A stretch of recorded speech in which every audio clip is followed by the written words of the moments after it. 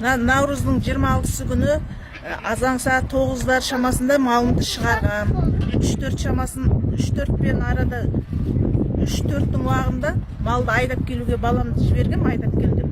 Сол барып да малдың жоқтығын айтып, сол бой 3 көйлі таппай қалдық.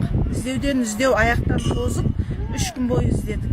Содан таппағаннан кейін полиция еңбекші аудандық полиция қызметкерлеріне хабарласып, кім біледі, екі аяқтылардың қолына түсті ма деп күдікпен хабарласып, еңбекші аудандық полицейлер арада бір жарты сағаттай өтпей келіп, мән-жайдың бәрін сұрап, сөйтіп айттым. Сол 3 пен 4-тің арасында көзден таса болып қалдық деп. Сол күйі таппадық деп. Содан осы полицейлер кірісіп, араласып, іздесіп бізбен. Арада 2 күн өткеннен кейін Ағайдар дейтін ауыл бар, Қызыласкер жақта. Сояқта Ордабек бауы дейтін бау бар екен. Сол жерден осы бір 15 жылғы осындай таптық, сіздік ма келіп көріңіз деп хабарласты. Бардық. Барсақ менің малым екен.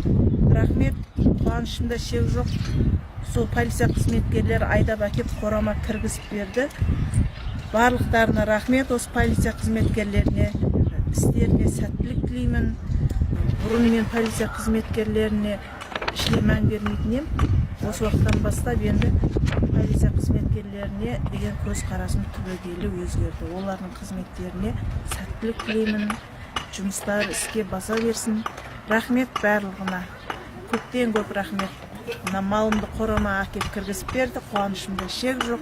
Көп рахмет, істеріне сәттілік.